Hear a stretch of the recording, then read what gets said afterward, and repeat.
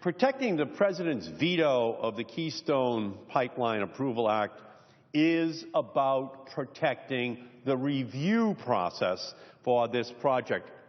The President deserves to have all of the input from the different agencies delivered to him so that he can make his decision. So today, in the vote that we will be having shortly, we are saying that the President should be able to exercise his prerogative to review the pipeline and to decide whether or not it is in the national interest to have this pipeline constructed through the United States of America. But we are also protecting his prerogative to decide in the end, because this is a pipeline that should be rejected on its merits. The pipeline fails the test on job creation. After it's built, it will only have 35, 40 permanent jobs that the United States will have on its soil. Meanwhile, we should be having a debate about the wind production tax credit, because if we extended that, we would keep 30,000 people working permanently here in the United States as this wind revolution continues to explode. Last year, there were 5,000 megawatts of solar energy installed in the United States. That's like 5 huge power plants. This year, 7,500 megawatts at least of solar are going to be installed in the United States, and next year, 10,000 megawatts at least in solar. But that tax break is expiring at the end of 2016. You would think that there would be an urgency here on the floor of the Senate to debate the wind tax break, the solar tax break, which will create upwards of 250,000 jobs in the United States. We already have 175,000 people working in the solar industry. But there's no urgency to take up wind and solar. But a pipeline from Canada, taking the dirtiest oil in the world, tar sands, tar, think about that, tar. The tar has to be actually melted down so it can be put into a pipeline. It's tar, the dirtiest oil in the world. And then a pipeline like a straw through the United States of America, built right down to Port Arthur, Texas. And what's so unique about Port Arthur, Texas, I'll tell you right now, it's a tax-free export zone. And so there's the plan for the Canadians. Build a pipeline like a straw through the United States, right down to a tax-free export zone, and then get that oil out of the United States of America. And why is that? Well, I'll tell you right now that the price for oil in the United States is now $12 less than it is if you can get it out onto the global market. Per barrel, $12 less. So you don't have to go to the Harvard Business School and get a degree to put that little business plan on a 3x5 card. Get it out of the United States and you'll make $12 a barrel more. Now, the advocates for the pipeline said, well, that's not going to happen.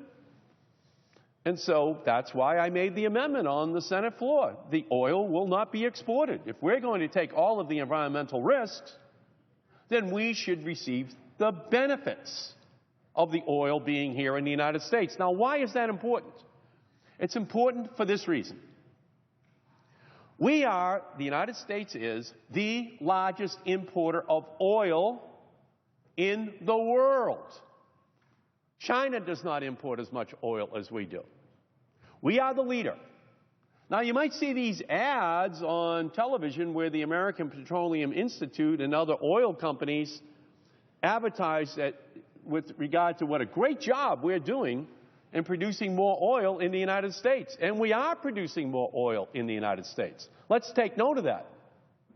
But the truth is, we're still 5 million barrels a day short.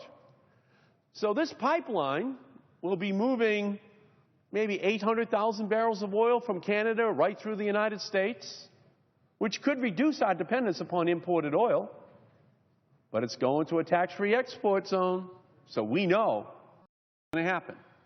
Now, why is that important? Well, it's important because we export young men and women in uniform every single day over to the Middle East to protect the ships with oil coming into the United States that we import from Kuwait, from Saudi Arabia, from the other countries around the world. So why would we be exporting oil out of the United States while we're exporting young men and women in uniform out of America, who then protect oil coming back in from countries in the Middle East? That makes no sense.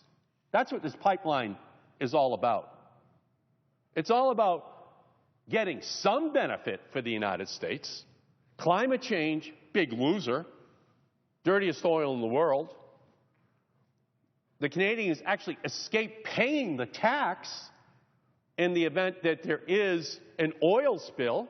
They don't have to pay into that fund either, that American oil companies do.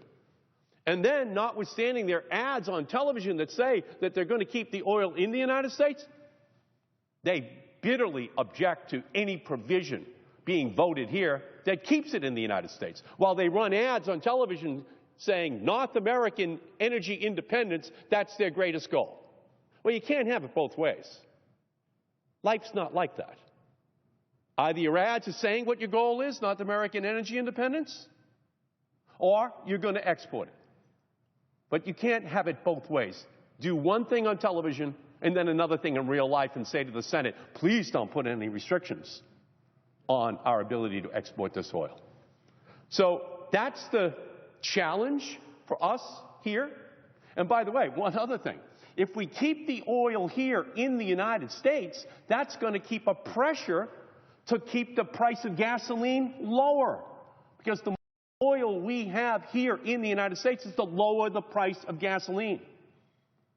Every time there is a 1 penny reduction in the price of gasoline, it's $1 billion that goes into the pocket of consumers in America.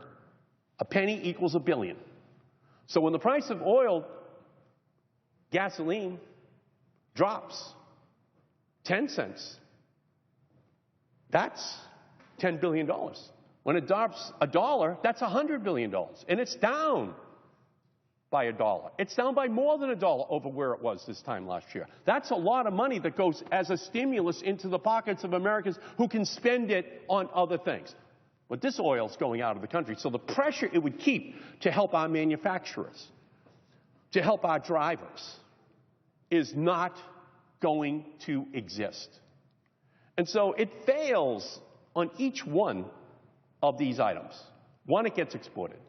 Two, they don't pay their full taxes, or any at all, to the oil spill liability fund. We don't keep it here that keeps the prices lower for American drivers. I mean, I understand that the Canadians want to make the most money by getting it out on the open market, but that hurts you. That hurts us. That hurts our drivers. So that's the challenge. It fails each one of these tests. Fails on climate change. Fails on the export test because because it goes overseas. Fails on the tax issue.